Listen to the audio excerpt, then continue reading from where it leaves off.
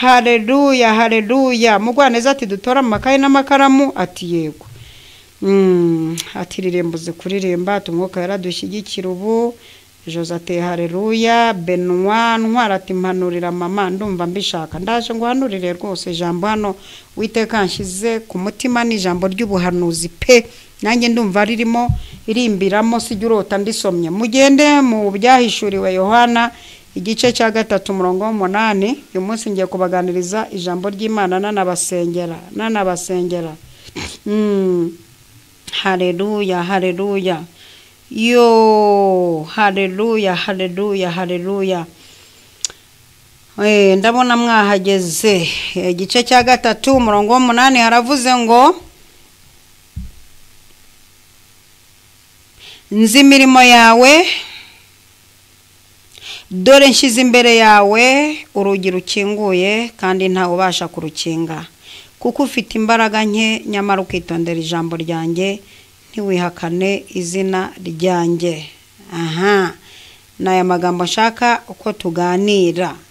Ndashaka ko tuganira ijambo rivuga ngo dore nshize imbere yawe urugi rukinguye nta ubasha kurukinga. Muvuge ngo amina cyane. Haleluya.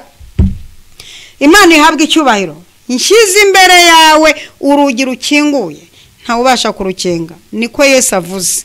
Iki gihe habwirwaga Yohana, ubu nitwe turi kubwirwa. Iyi tariki uyandike, uku kwezi ukwandike, iyi saha uyandike. Imana iravuze ngo dore nshize imbere yawe urugi rukinguye. Uri kuri Karamango volume yo kuri YouTube iri hasi, zamura kuri telefone yawe. Zamure cyane kuri telefone yawe uraza kumva neza.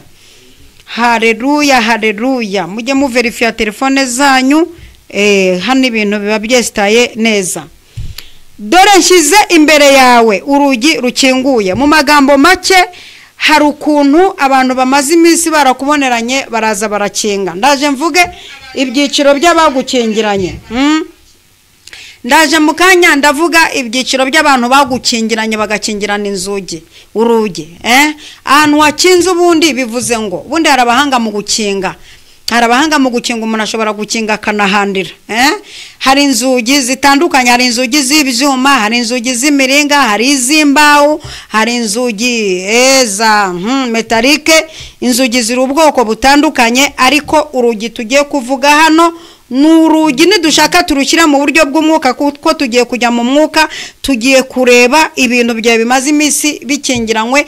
Tugiye kureba impamvu y'izi nzugi zakingiranye ibintu byawe. Imana yaje yafashe umwanzuro iravuga ngo guhera iyi tariki urugi rwamaze gukinguka. Nshyize imbere yawe urugi rukinguye nta muntu numwe ubasha kurukinga. Nashaka ze aturutse kwa Rishababu cyangwa zamaze iminsi mu nda y'inyanja iyo za Nigeria, nashaka ze yisize imiti cyangwa zari igini rwarangije gukingurwa. Kandi ndakwinginze ufate mu mutwe no mu mwuka hose uhereza umwuka n'ukwizera ko urugi rwamaze gukingurwa. Ibyo umaze iminsi urwana nabyo bikingiranye, urugi rwamaze gukingurwa muri uku kwezi kwa 9, ukwezi kwitwa imbere yanjye. Imana yarangije kuhashyira urugi rukinguye.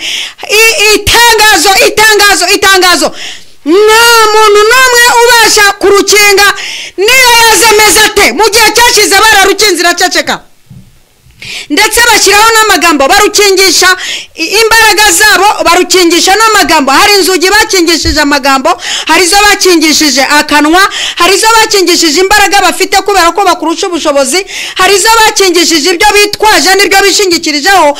Ariko itangazo rimeze nk'irihetse gasopo riravuze ngo nta n'umuntu uzongera kubasha kurukinga siza kwako Baba. Habe n'uyu n'umwe nta uzongera kubasha kurukinga. Imana ihabwe icyubahiro. Haleluya, haleluya. Rurakingutse nushaka ubinywera akantu rwarangije gukinguka. Nta muntu n'umwe ubasha, niko Imana ivuze. Nta ubasha. Nashaka bifite support y'abantu 10 inyuma. Nta ubasha. Nashaka bazanye n'abantu babifitiye ubushobozi byarangiye. Nta ubasha kurukinga. Tumva nafuze indura ariko muvugiriza impundu Uwiteka mumushimire ko yarangije gukingura. Imana ihabwe icyubahiro. dore inzugi Imana igiye gukingura, ngiye kuvuga inzugi enye Imana igiye gukingura ku buzima bwawe, nurangiza uyikomera amashyi ejo uzatangire kugenda ufashe mu mufuka. Haleluya, haleluya, haleluya. Urugi rwa mbere ni urugi rw'ubwiza n'ubuhamya, urugi rw'ubwiza. Urwo rugi rwarangije gukinguka, ubikomera amashyi, Imana ishimwe. Urugi rw'ubwiza n'ubuhamya, ni ukuvuga ngo hari ubuhamya utagiraga kubera hakinzwe, hari ubuhamya utagiraga kuko kubyara byari bikinze, gushaka byari bikinze, gutunga byari bikinze. Hari ubuhamya utagiraga kubera urwo rugi. Urwo rugi rurakingutse n'urugi rw'ubwiza. Hari abantu bakurebaga bakabona ntibagukeneye, bakabona ibyiza siwe bibereye, bakabona ntibyakunda ntibyavamo. Ariko urugi rw'ubwiza, nituvuga ubwiza ariko ntugire ngo n'ubwiza bw'isura gusa, usibye ko nabwo bwakiriye. Hari n'ubwiza bw'ikofe, n'ubwiza bwa konte, n'ubwiza nyaburanga, n'ubwiza bw'ibyiwa umuntu agera akabona ibintu ni byiza. Urwo rugi rurakingutse, ubyandika ahantu ko urugi rwa mbere rukingutse ku buzima bwawe ari urugi rw'ubwiza. Umva urugi rwa kabiri, haleluya, urugi rw'amahoro n'agakiza. Urugi rw'amahoro rurakingutse. Hashize igihe nta mahoro mu mutima, hashize igihe nta mahoro mu rugo, hashize igihe nta mahoro mu kazi, hashize igihe nta mahoro muri famiye, hashize igihe nta mahoro mu mubiri, hashize igihe nta mahoro mu bana, hashize igihe nta mahoro mu baturanyi, hashize igihe nta mahoro no muri stoke, hashize igihe nta mahoro no mu byumba. Ariko urugi rw'amahoro narwo ruri mu bintu bifungutse, ni ku Uwiteka avuze, kandi amahoro agendana n'agakiza. Amahoro ni impanga y'agakiza. Izo nzugi zose zirafungutse.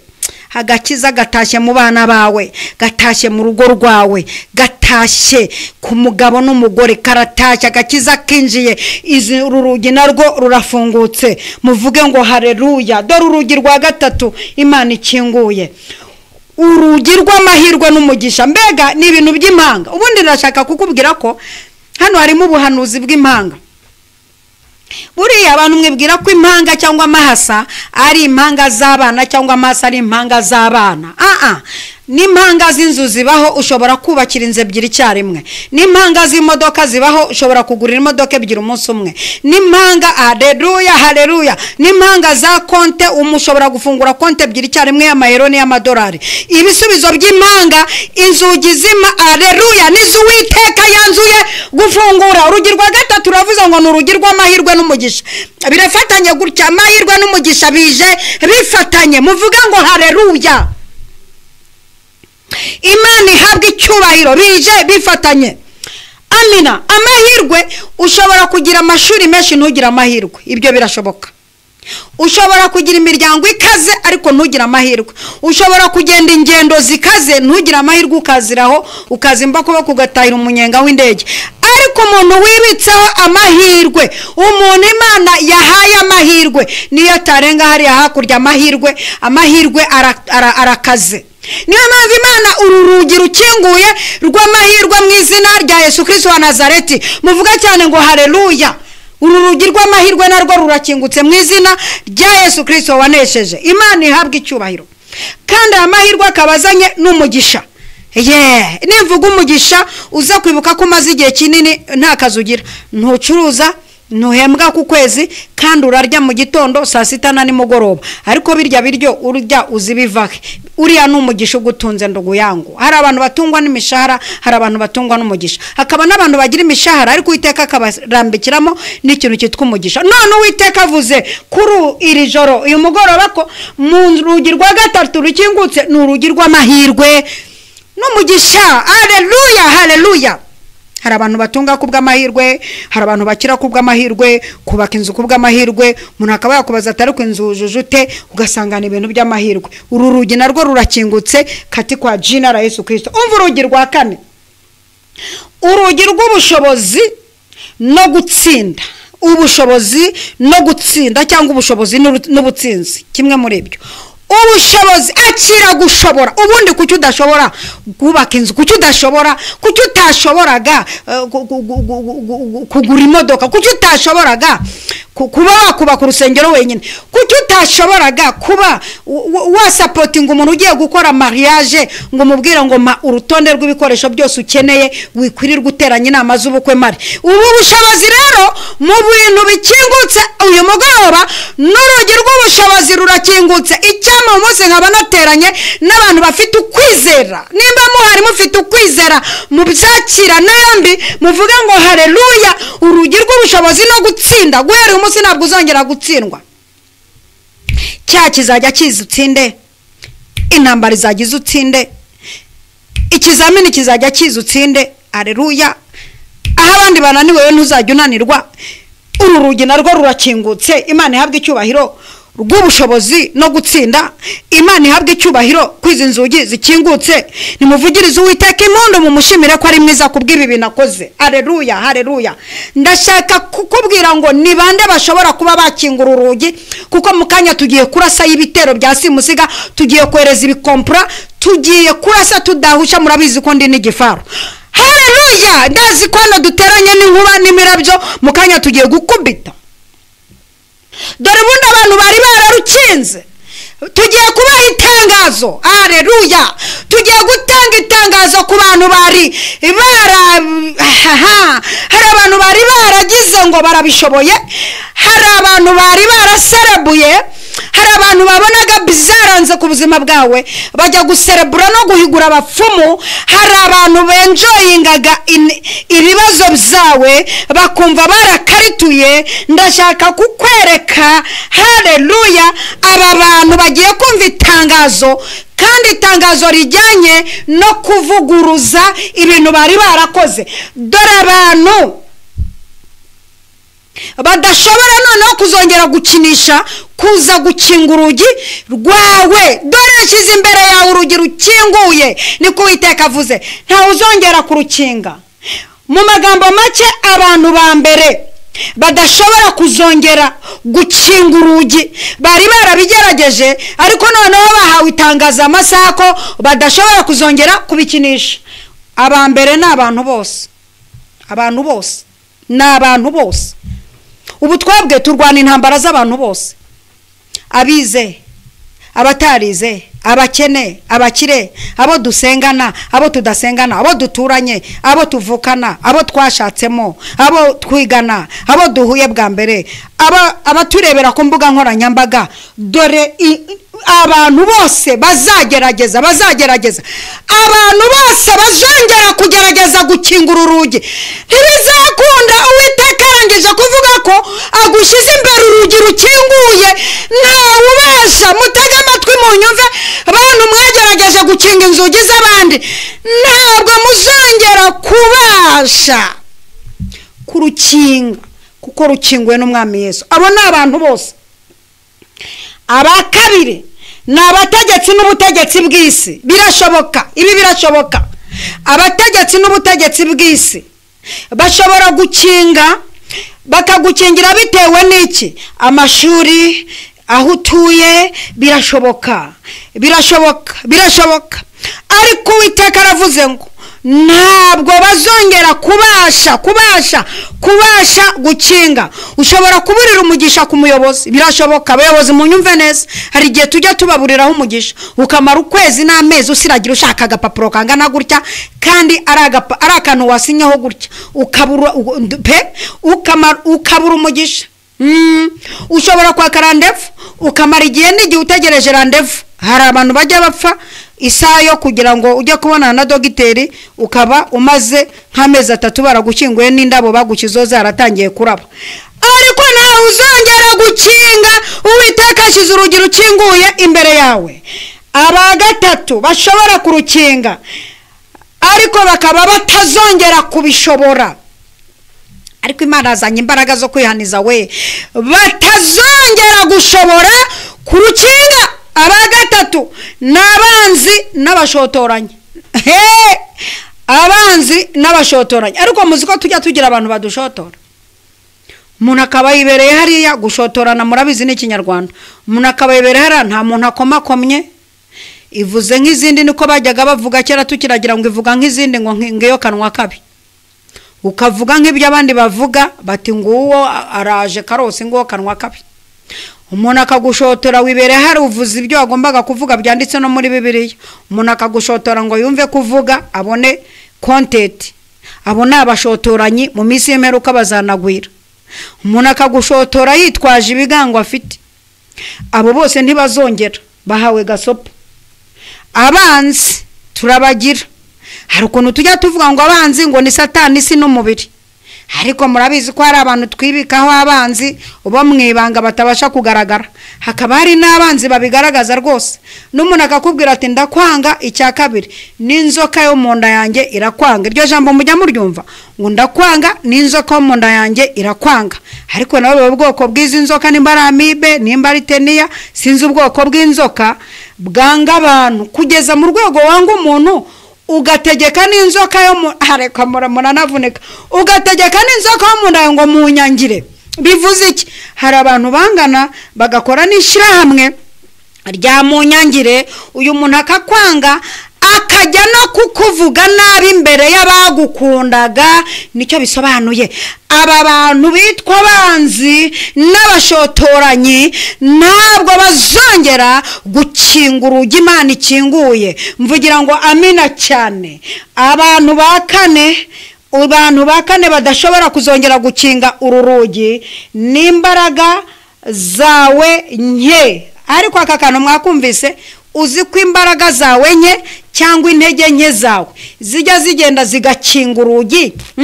Za mbaraga nagiye nigisha mu bihe byashize, intege nke z'ubunebwe zikagenda zigakinga amahirwe, intege nke z'ubunebwe bwo kudahaguruka ngo ujye guhangana n'umugisha w'amajya zikagenda zigakinga amahirwe, ukiyima abakwima bahari zikagenda zigakinga amahirwe. Ni ukuvuga ngo n'intege nke zawe ntizizongera gukinga uru rugi. Dore nshyize imbere yawe urugi rukinguye, n'intege nke zawe ntabwo zizongera kurukinga. Aba gatanu, Satani n'imbaraga z'umwijima. Satani agira ikintu cyitwa ubushizi bw'isoni tutazi aho akura, ariko bukura mu bwibone bwatumye yivumbagatanya, agahita amanurwa, agakurwa mu mubare w'abamarayika, akamanuka bakamutwoherereza, akaba arimo adukoroga adutesha umutwe, kugeza ubwo n'ijambo rivuze ngo wasugushije ishano kuko umanukiwe n'iki kiyoka gikomeye. Ariko turashimira umwami Yesu kwajyaza akadukorera icyitwa imbaraga, akadukora no mu mbaraga. Hari ukuntu aduha imbaraga tukumva dukoze no mu mbaraga. Kandi abera bo mu isi, itorero rikiri mu isi, niyo mpamvu mubona gutsinda buri munsi n'imbaraga ziza buri munsi. Itorero rikiri mu isi, niyo mpamvu mubona hari n'ibintu rikumira. Mufite ingorane umunsi Yesu yaje kuzamura itorero rye, niho Antikristo azakora ku mugaragaro. Na bamwe mwirirwa mwiryagagura ngo Antikristo ngo araje, ngo umubare 660 ngo dore Antikristo yarahageze, ngo arimo arakora ku mugaragaro. Hoya, ntibishoboka. Antikristo ntashobora kubibasha itorero tukiri mu isi, kuko turamumenagura, tumubuza uburyo. Tukiri mu isi tujujubije imbaraga nyinshi z'umwijima, turarwana rukabura gica, n'igihagararo cyacu gitera ubwoba imbaraga y'umwijima. Hari ibintu by'imikorere ya Satani tubuza gukora tukiri mu isi. Umunsi Yesu ahagaze ku bicu akavuza impanda, itorero rikazamurwa, nibwo Antikristo azatangira gukora ku mugaragaro. Ubu ngubu hari n'ibyo akora mu ibanga yihishe kubera kutwikanga no kudutinya. Hanyuma rero izi mbaraga za Satani ndetse n'imbaraga z'umwijima zikoreramo abantu tujya tuvuga babarangi. Abarangi bakorera mu mbaraga z'umwijima, bagira n'ubushobozi bwo kuguhanurira ibintu kandi bagahanura ibintu bizabaye. Bagira ubushobozi bwo kwerekwa, bakaba bakubwira n'amafaranga ufite mu mufuka. Bagira amaso abona ibintu bizabaye kuko bafite imbaraga z'umwijima. Ariko imbaraga z'umwijima ntabwo zijya zihishurirwa ibizaba, kuko ibizaba bimenywa n'abantu b'abanyamwuka, kandi nabo bakorera muri cya kirere cya gatatu nigishijeho. Bakorera muri iki kirere cya gatatu, bagapfumura, bakamenya ibintu bizakubaho. Aba ni abafatanyabikorwa na Yesu, bamenye ikintu kizaba ku buzima bwawe. Iyo wakubitanye n'izi mbaraga z'umwijima z'abarangi, bakubwira ibyakubayeho urakwama neza neza ukumva niho Imana iri bakakwangiza ndetse ugahora nawe ufite indi myuka kandi ukagira imyuka irwanya abanyamwuka ukagira imyuka ihangana n'abanyamwuka iyo myuka ukayikoreramo ariko dore aba bantu nabo imbaraga za Satani n'imbaraga z'umwijima Uwiteka ashyize urugi rukinguye imbere yawe ntabwo bazongera kubasha kurukinga muvugire ngo haleluya nituvuga imbaraga zawe nke iri torero ry'Ifiladelfiya ryarabwiye ngo ufite imbaraga nke ngo ariko ngo icyo ngushimira nuko witondeye ijambo ryanjye aha bahabwa very good mu ntege nke zabo bitondeye ijambo ry'Imana niyo mpamvu babwira ijambo ritorero ry'Ifiladelfiya ryabwiwe iri jambo ngo nshyize imbere yawe urugi rukinguye nta muntu n'umwe ubasha kurukinga niyo yaba afite taye nk'iya Goliyati niyo yaba afite taye imezite ntiyabasha kurukinga haleluya Imana ishimwe cyane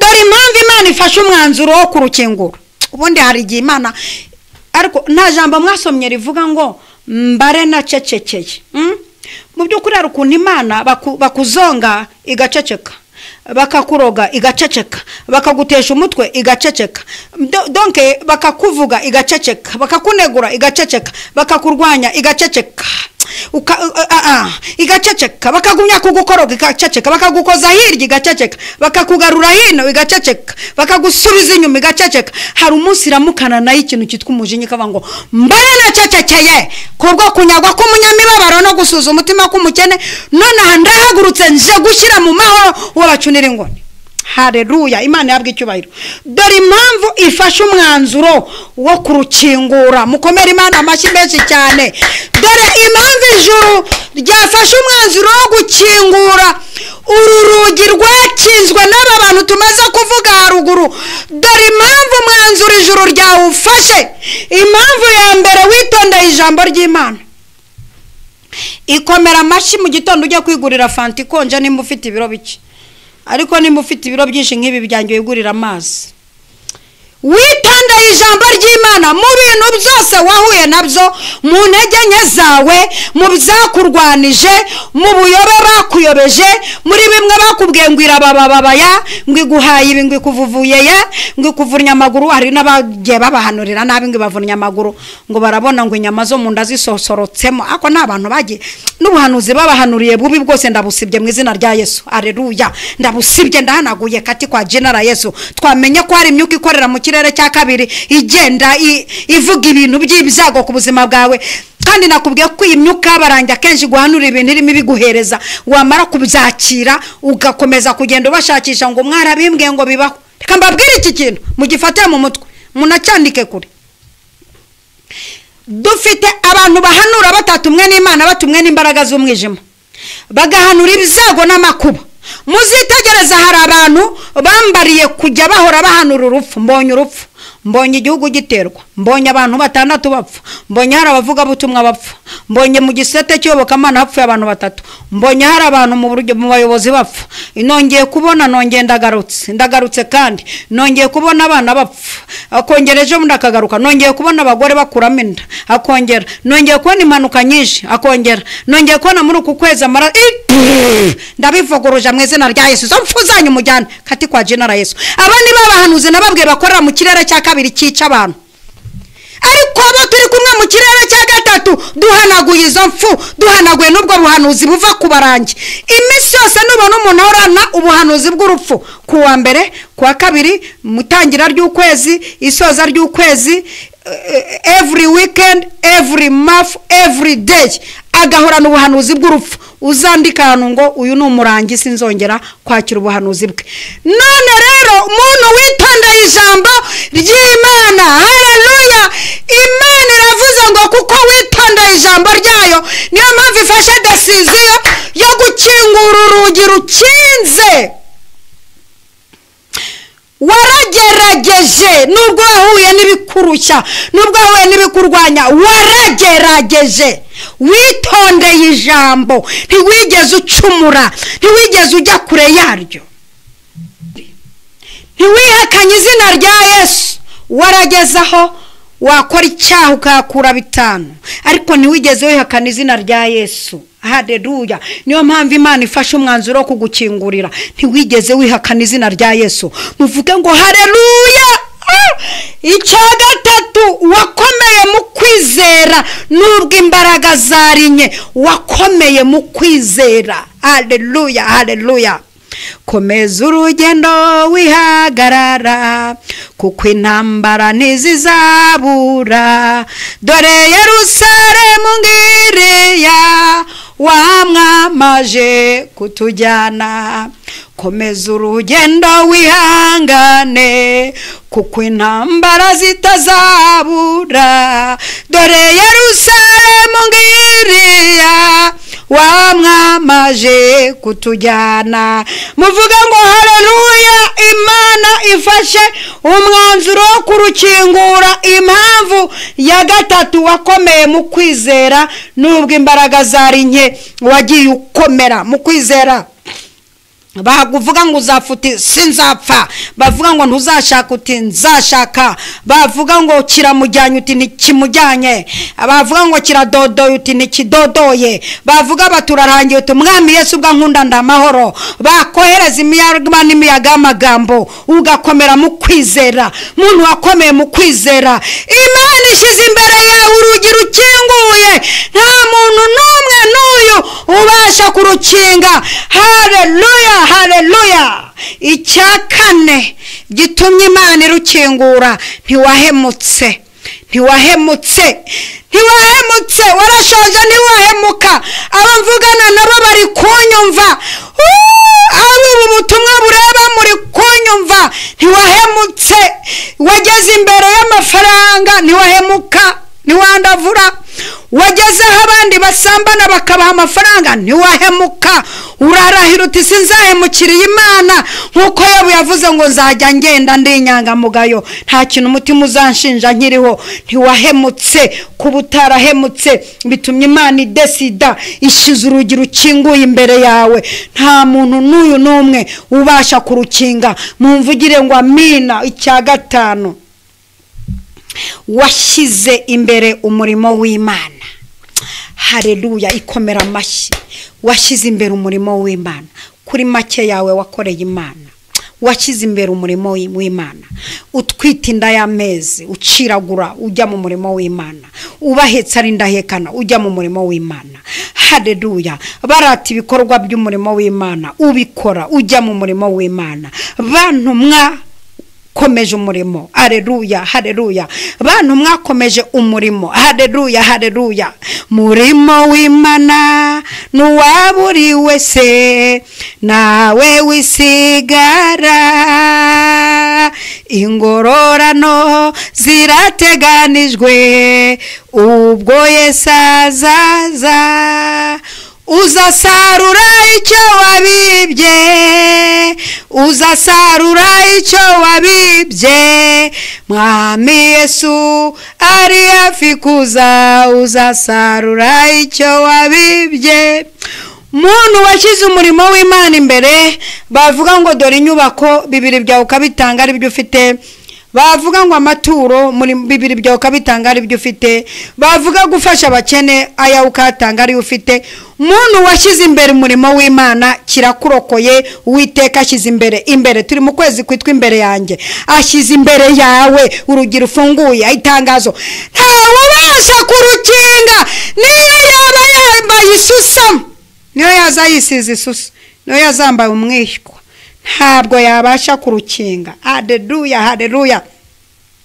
Turimo turagereza ku musozo tuvuga ngo ni bande bashyizwe inzugi imbere Imana ikazifungura. Aba tugiye kubavuga. Aba bantu bashyizwe inzugi imbere Imana ikazifungura. Ariko umunsi nabatumweho we zirafungutse we.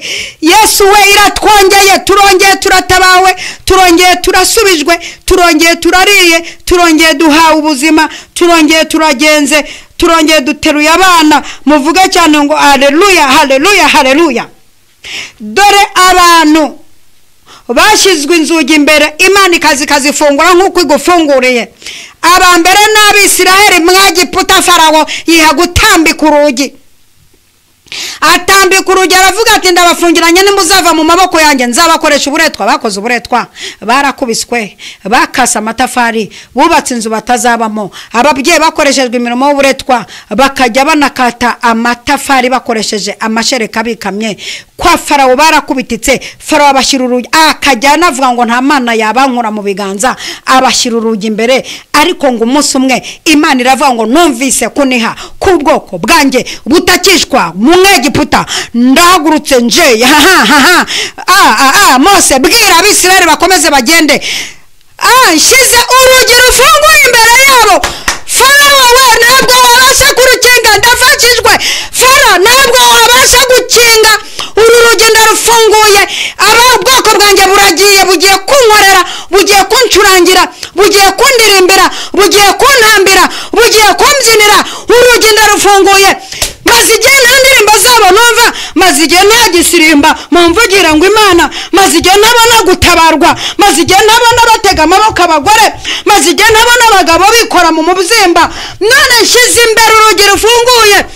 Farawo rekura ubwoko bwanjye bugenda bujye kunkorera. Munabare muvuga ngo amina, nyita muvuga ngo amina. Amina, haleluya. Bwana Yesu asifiwe sana. Reka mvuga abandi bantu. Yosuwa na Kalebu, Yosuwa n'Abisiraheli Yeriko. Reka aba bantu mbavuge bagerageje gukinga. Bibiliya ivuga ngo Yeriko hari hakinzwe cyane. Mirosi w'igice cya 6 niko havuga ngo Yeriko hari hakinzwe cyane, nta winjiraga nta n'uwasohokaga. Byumvikana ko nta wahahaga nta n'uwasohokaga, ibintu byaho ntibyarengaga Yeriko. Muri make hirya ya Yeriko nta gikoresho cyageraga cyanditseho made in Yeriko. Fire. Ariko umunsi umwe Uwiteka aradesida binyuze mu ndwanyi Yosuwa na Kalebu bajya gutata.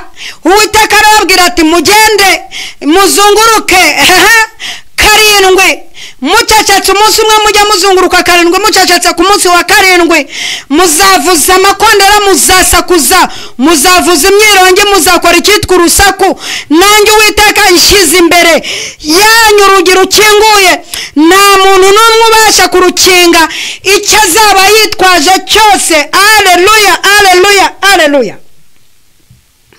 Kamvuga aba gatatu sasa. Uwa gatatu ni Petero intumwa.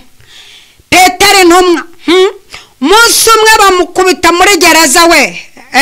Herode aravuga ati ndagufunga kandi wowe nzakwica muri weekend maze kunywa aka drink. Ubundi nzakwica mu rwego nzakora ikintu cyitwa kunezeza abayuda. Urupfu rwawe ruzanezeza abayuda, bazaruserebura. Tuzakwica barya kamushikake barenza akantu. We Petero urugi ndarufunze. Ngo Petero arindirwa imbere. Ngo abamucunze bari 16 bane ngo bari imbere, ariko nabo bafunganywe. Ariko soma Bibiliya umva ukuntu iryoshye. Nabo ngo bari bafunganywe. Bigaragara ko umuntu ukurwanya muri kumwe nawe arafungiranye. Aba bantu 16 ngo bari mwe imbere bafungiranye, bafunganywe nabo bari muri gereza babashirindisha Petero. N'inyuma hari abandi n'inzugi bakinze cyane. Ariko ngo mu gicuku abitorero bagira umwete wo kumusabira. Ijuru ryohereza marayika w'Uwiteka ari we Yesu aramanuka. Amanutse ikintu yakoze, yasinzirije ba bantu bafunganywe n'aba 16 ngo barasinzira. Uwiteka batera fenerega ngo marayika w'Umwami Imana afungura inzugi atazikozeho. Dore nshize imbere yawe urugi rukinguye, 16 ntibabasha kurukinga. Ngo Petero marayika w'Umwami Imana ari we Yesu aramubwira ngo byuka, 2 kenyera, 3 kweta inkweto, 4 tugende. Ngo ageze ku muryango Petero agira ngo arimo arabirota mu nzozi, niyamenya ko Uwiteka avuze ngo nshize imbere yawe urugi rukinguye, Herode ntabwo azongera kurukinga. Data we. Ngo arakomeza aragenda agera kuri babitorero bari kumusengera, ngo nabo bagira ngo bari kubirota mu nzozi. Marayika w'Umwami Imana arakomeza Petero asigarana nabo kuko imbere ye hari hashyizwe urugi rukinguye. Imana yambwiye ngo nkubwire ko yarangije gushyira imbere urugi rukinguye, utambuke ujya kwaka viza rwakingutse, utambuke ujye mu kizamini rwakingutse, utambuke ujye kudepoza rwakingutse, utambuke ujye kwaka ibyangombwa byo kubaka rwakingutse, utangire urambagize ibibanza rwakingutse. Dore shyize imbere yawe urugi rukinguye, nta muntu n'umwe ubasha kurukinga. Abakane, Paulo na Silasi bari muri gereza ngo mu gicuku bafunzwe, bakubiswe, bahambiriwe mu mbago, bafunganye n'abandi bazize ubutumwa bwiza. Haleluya. Paulo na Sila nabo barabafata, barabafunga kubera ubutumwa bwiza. Bageze muri gereza bati ntitwakwiyumanganya, erega ibiturimo ntibitwemerera guceceka. Batangiza ivugabutumwa ryo mu ndirimbo, baratamba barataraka, ijuru rirakinguka, ikuzimu barabimenya, isi nayo iratigita, gereza birakingutse. Hari impamvu dutamba, hari ibyo tuba twibutse, hari aho twavuye. Ngo barasenga bashyiramo indirimbo ngo inzugi zirakinguka. Dore shyize imbere yawe urugi rukinguye, ntawe ubasha kurukinga. Maze rumaze gukinguka ntibahava. Abacunga gereza bakangutse bagiye kwica Paulo ati mwikugirira nabi, twese turahari, twagira ngo imbaraga z'Imana zigaragare. Muhamagara abantu bose babigizemo uruhare, tuvuga ubutumwa, dukomeze ubutumwa bwiza. Imana ihabwa icyubahiro. Ndimo ndagera ku musozo, reka mvuge Daniel mu rwobo rw'intare. Bari bamushyizemo bazi ko babishoboye, intare zabahekenye n'utugufa n'imisokororo, maze ngo bageze mu ntare, intare zibinukirije, zumva n'amasengesho, igitotsi baragikata. Mu gitondo basanga abana b'abahungu barimo, Daniel mu rwobo rw'intare arimo. Nawe wagira ngo nta ntare iryinde uzaperereze, nta ntare iryinde yo. Maze urugi rurakinguka, umwana w'umuhungu avamo yubashywe. Reka nsoreze kuri Yesu Kristo wakomotse mu rubyaro rwa Dawidi, Yesu Kristo ku giti cye, Yesu Kristo ubwe niwe ngiye gusorezaho, ariwe wavuze aya magambo ngo dore shyize imbere yawe urugi rukinguye, ntawubasha kurukinga. Reka musorezeho. Haleluya. Umunsi umwe kugupfa kwe, gutanga kwe, habaye cyo bita ubwira kabiri. Aragenda amara iminsi 3 mu nda y'isi ashyinguye, bashyira igitare hejuru ye, bahomesha ubushishi, maze ngo aramanuka arakibirandura. Umva filozofi irimo narayivuze. Nusoma Bibiliya ahantu hose uzasoma ngo marayika w'umwami Imana, ni amasomo nigishije ya marayika. Marayika w'umwami Imana, aho uzasoma iryo jambo ryumva ko Yesu Kristo. Hanyuma Yesu Kristo yari mu gituro ashyinguye bahomesheje ubushishi. Umva filozofi irimo ngo marayika w'umwami Imana ngo aramanuka birindura igitare akicaraho. Uyu muntu uko ashyinguye ari mumva amanutse ate ku birindura igitare? Iyo filozofi nimwitwara neza nzayibigishaho nitonze. Aka kantu murakumva? Uzi ko umunsi hatangazwa ko hagiye kuza umwami Yesu. Uzi ko Satani yafashe abazimu, hari n'abavuga ngo nabazimu kaza, ariko sinjya mbyemera. Yafasha abademone, arababwira ngo mugoti ikirere. Baragenda bagota ikirere, avuga ati yavuze ko azaza kandi namusize mu ijuru nta handi azamanukira, ngo bagota ikirere. Bagose ikirere ngo bashiduka igitego cyinjira i Betelehemu, avukira kwa Mariya, ahita avukira i Betelehemu. Abadayimoni baramwara, bashiduka igitego cyinjiriye i Betelehemu. Ndafashijwe. Uyu Yesu rero, amina, wavuze ngo shyize imbere urugi rukinguye nawe ubasha kurukinga. Ndamuvuga muri ubu buryo, ari mumva kandi akamanuka agakuraho igitare kandi ari mumva, yarangiza akakicaraho, yarangiza ntahave aho bakangukiye babagabo bari barinze imva.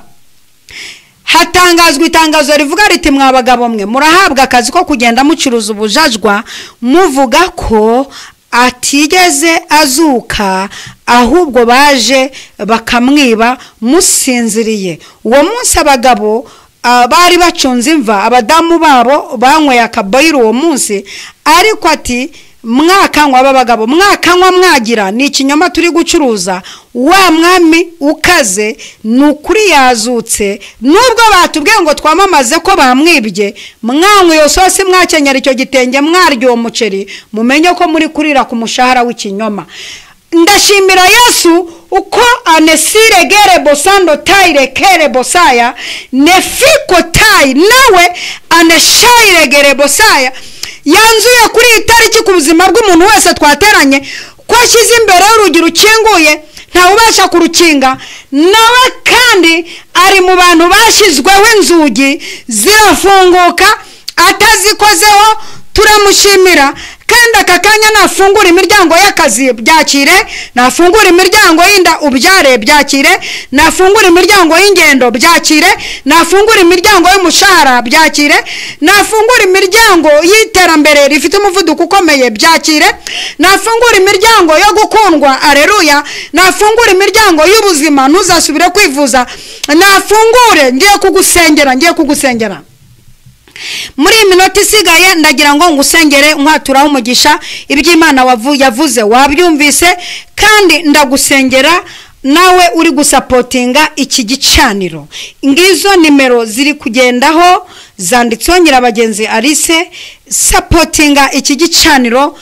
Imana yarambwiye ngo nze nkore nimba bibamwe by'umwuka namwe mujye mumbi bamwe by'umubiri, musapotinga iki gicaniro nge ngaruka ntafite ubwoba bw'uburyo ndi buhembe abantu batuma izi mbuga nkoranyambaga zikora neza. Mujye mukoresha n'imbaraga zo mu biganza, mukingura ibirere byanyu, tubatureho umugisha niko Uwiteka avuga. Mujye mutanga amaturo ndetse n'ibya 10 no gushyigikira umurimo w'Imana. Imana izajya ibashyigikira. Shyigikira iki gicaniro, shyigikira no tubicano yaguke, shyigikira amaboko yanjye, shyigikira akanwa kanjye, ubundi nze mvuga akanwa Imana yarakamaye, Imana yarazimaye, ariko shyigikira iby'Imana yashyizemo.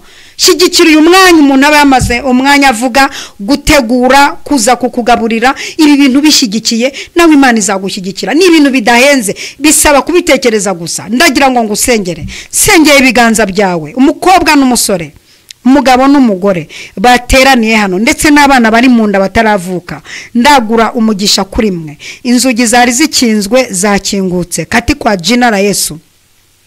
Ndasaba umugisha muri ibi biganza byanyu. Uwiteka nasuka umugisha muri ibi biganza byanyu, abashyigikiye iki gicaniro ndetse n'abagiye kugishyigikira ndetse n'abazagishyigikira. Mbatuyeho umugisha urandaranda, umugisha uvuga, umugisha w'uburyo bwose. Ndatura umugisha mu bana banyu, mu kazi, ababakomokaho, ibyo mutunze byose. Natuyemo umugisha ukomeye cyane. Izina ry'Uwiteka rihabwe icyubahiro ku banyu n'ibyanyu, mu izina rya Data wa twese, Umwana n'Umwuka wera. Amena, amena, amina. Yesu abahereza umugisha. Tangazo rya mbere, Yesu ni umwami. Tangazo rya kabiri, tugiye kuri Zoom, unyandikira kuri WhatsApp nkaguha link.